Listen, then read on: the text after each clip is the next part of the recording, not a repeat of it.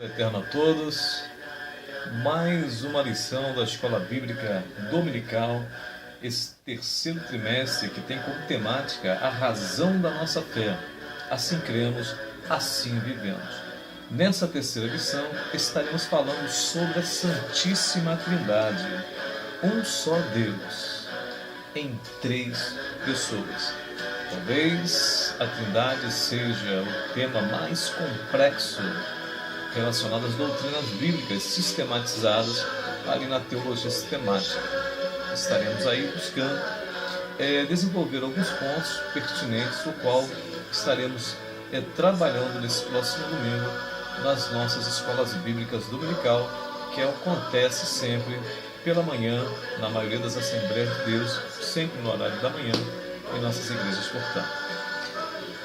A lição bíblica tem como textos de referência exatamente a primeira carta do apóstolo Paulo à igreja de Corinto, capítulo 12, do 4 ao 6, e na segunda carta também de Paulo à igreja de Corinto, capítulo 13, versículo 13, que diz assim: Ora, há diversidade de dons, mas o Espírito é o mesmo.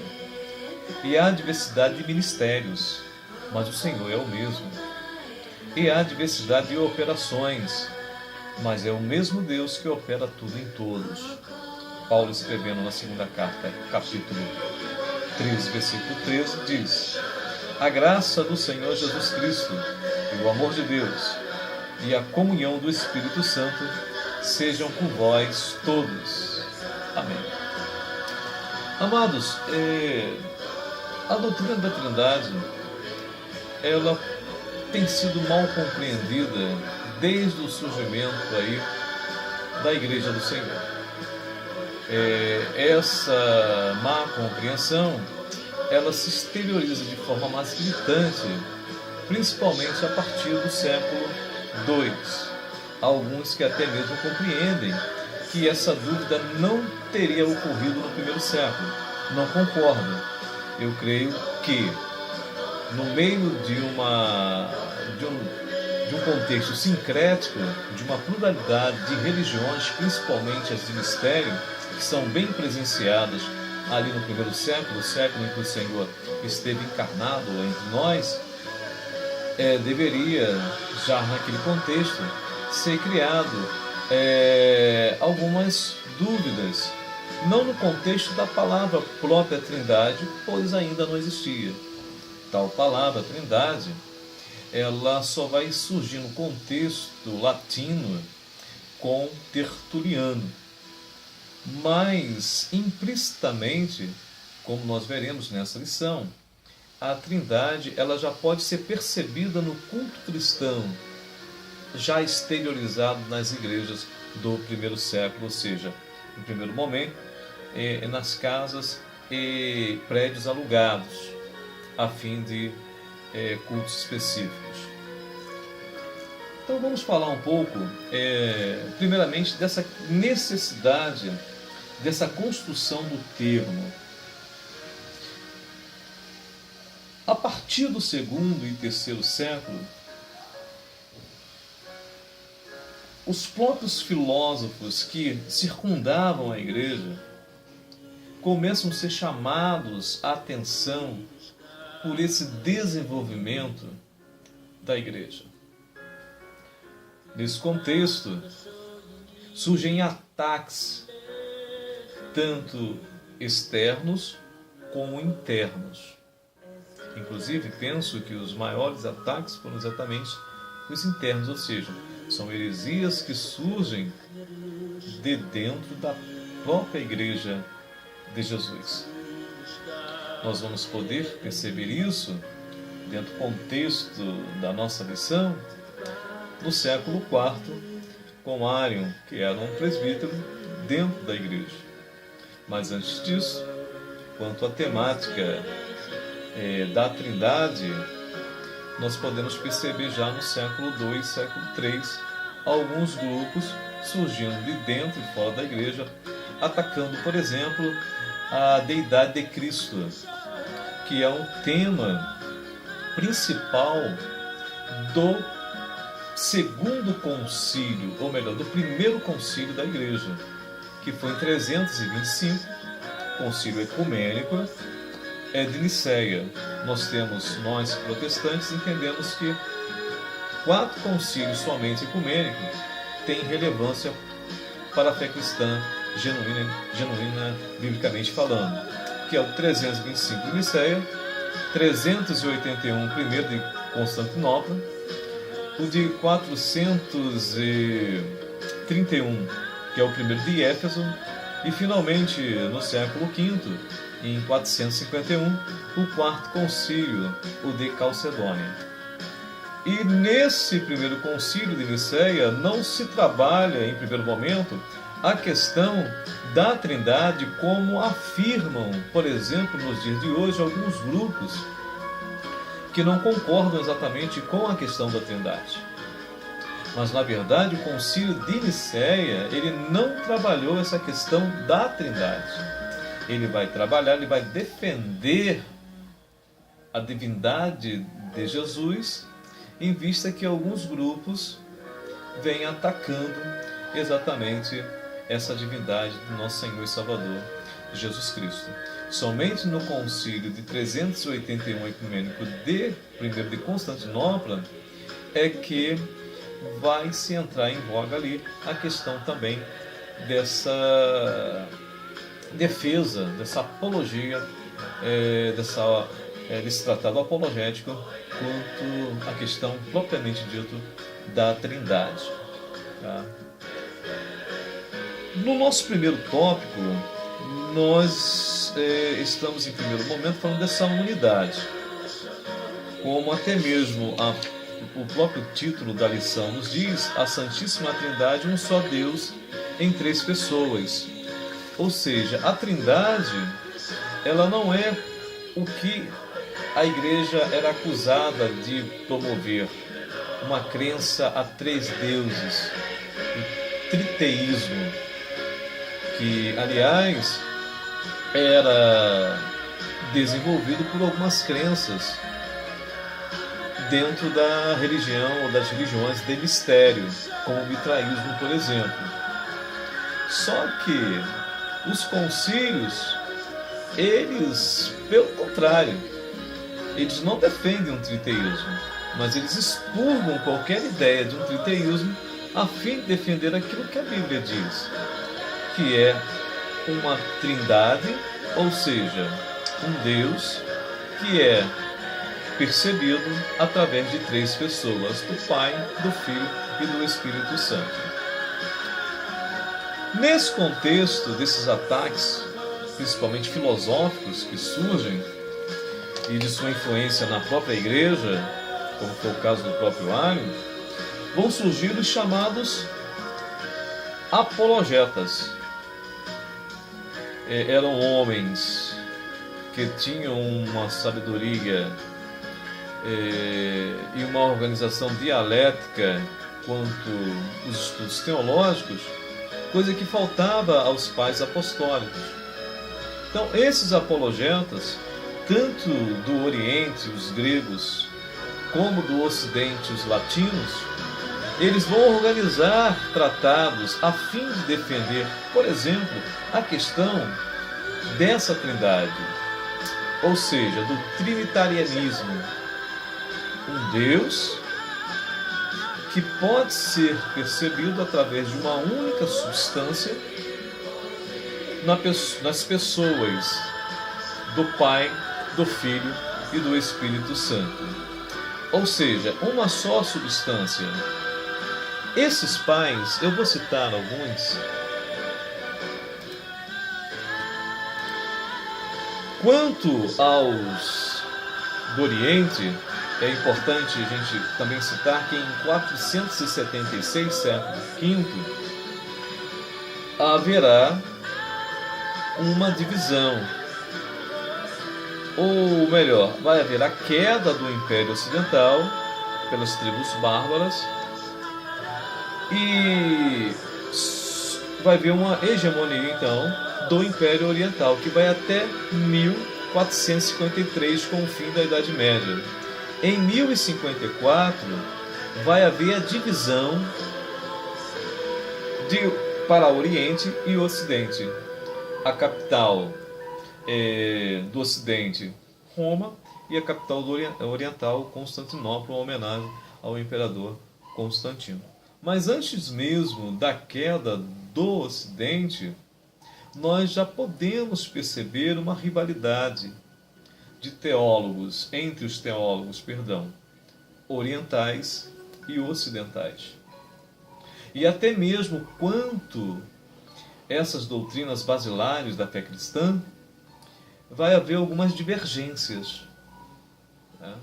Mas, de maneira geral, tanto o Ocidente como o Oriente, eles labutaram a fim de que a doutrina da Trindade, ainda que de maneira que permitisse muitas pontas soltas na construção da doutrina propriamente dita, nós podemos ver desde o século II, e principalmente com Tertuliano, que vai cunhar a palavra propriamente de Trindade, nós vamos ver essa doutrina da Trindade sendo construída e finalmente com Atanásio e no Concílio de Constantinopla I, 381, ela sendo definida e definitivamente empregada na cristandade e assim não permitindo mais a sua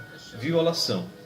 Eu quero também citar, antes dos apologetas orientais e ocidentais, a questão de que o fato de se construir essa doutrina, sistematizá-la, como podemos perceber nas doutrinas, nas teologias sistemáticas, isso não quer dizer que a doutrina da Trindade, embora a palavra Trindade não esteja nos escritos, tanto do Antigo como do Novo, mas ela pode ser percebida de forma implícita nas Escrituras, ou seja, desde o Antigo até o Novo Testamento, embora a palavra Trindade não esteja presente explicitamente, ela pode ser percebida implicitamente, e daqui a pouco nós veremos alguns textos que comprovam isso.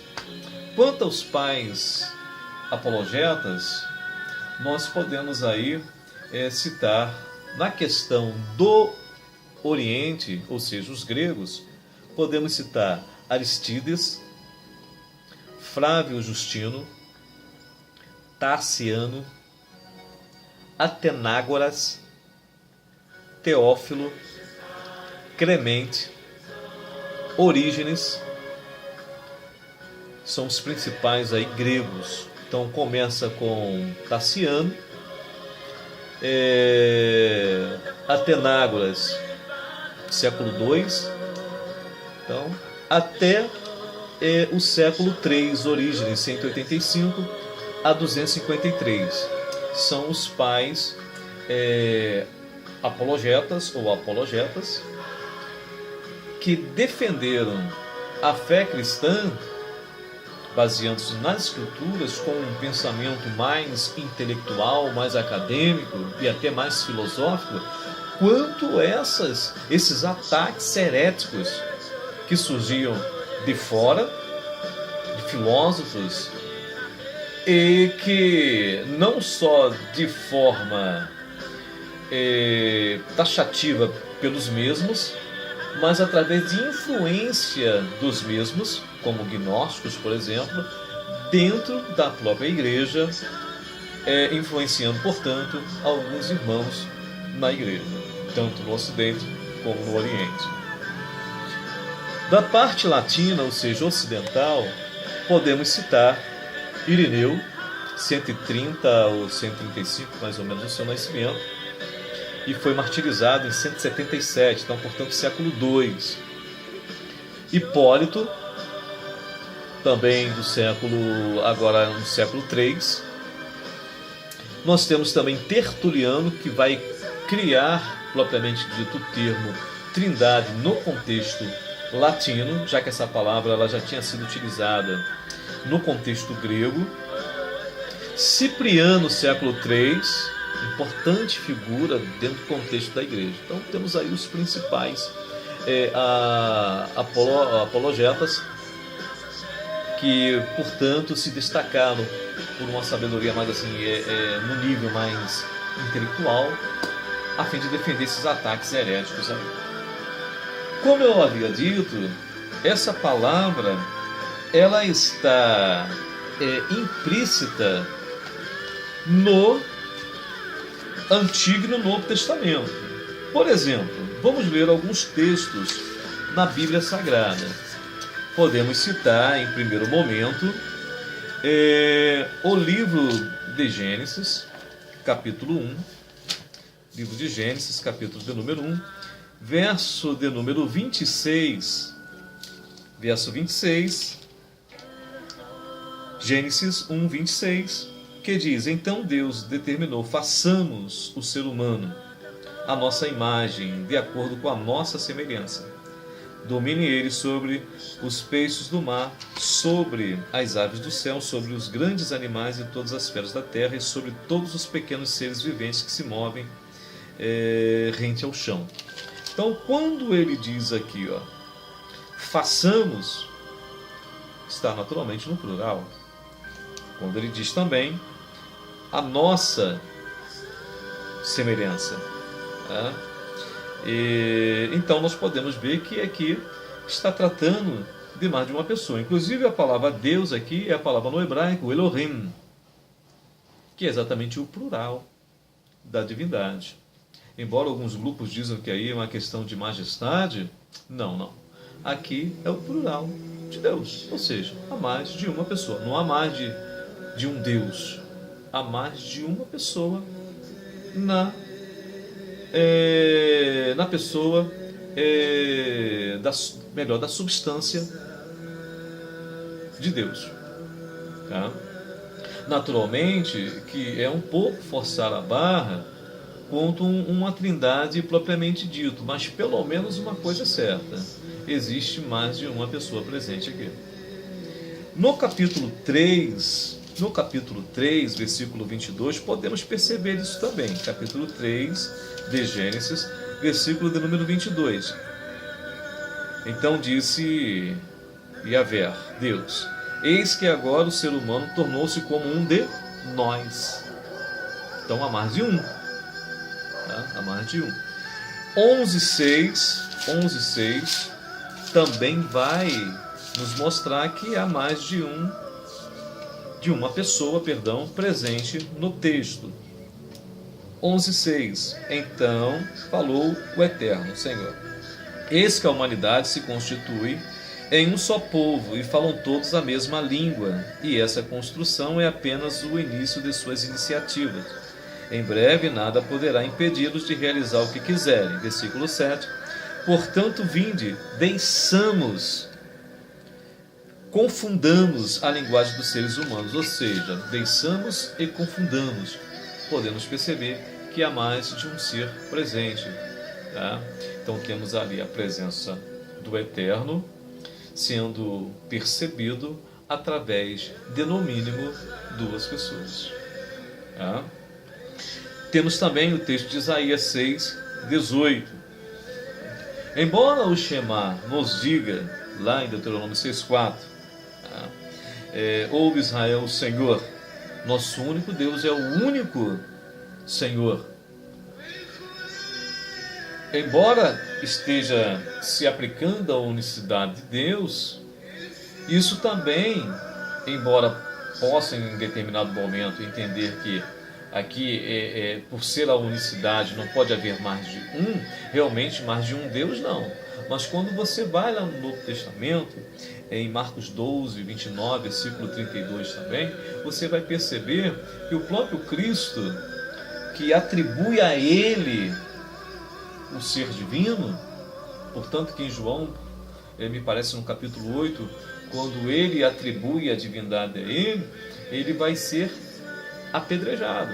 As pessoas tentam apedrejá-lo, ou seja, os fariseus ali, porque eles percebiam, o próprio grupo fariseu percebeu que Cristo estava dizendo que ele era Deus, e o pecado para a blasfêmia aquele que dissesse que era Deus seria o apedrejamento. Então os próprios fariseus, um grupo sectário, pernicioso, no contexto da época em que Cristo viveu, viu que havia nas palavras do próprio Cristo essa manifestação dele, o Cristo humano, como um Deus. Então, o que acontece? O próprio Cristo, ele vai atribuir a ele mesmo uma divindade, caracterizando então que ele também, como homem, Deus, ele era Deus, uma substância só. Rapidamente, podemos exemplificar isso através de um polígono de 3 lados, com suas 3 vértices, tá? Vamos supor, nós temos aqui essas vértices que vão exatamente formar esse polígono, chamado triângulo. Então, temos 3 elementos, 3 vértices. E essas 3 vértices constituem esse polígono. Ou seja, há um polígono, vamos fazer uma analogia contra a divindade, a substância, mas há 3 partes diferentes que podemos fazer uma analogia do Pai, do Filho e do Espírito Santo. Uma substância só que compõe esse polígono, mas com 3 vértices. Sem as 3 vértices não poderia existir o polígono. E sem o polígono, ou seja, a sua substância, não poderia haver essas vértices também, portanto não poderia haver o polígono. Então, nós temos um polígono que é constituído por essas 3 vértices, mais uma substância só. Então, Pai, Filho e o Espírito Santo. Pai, Filho e Espírito Santo. 3 pessoas em uma só substância, que é o Eterno. No próximo vídeo estaremos então falando alguma coisa mais sobre a questão da Trindade.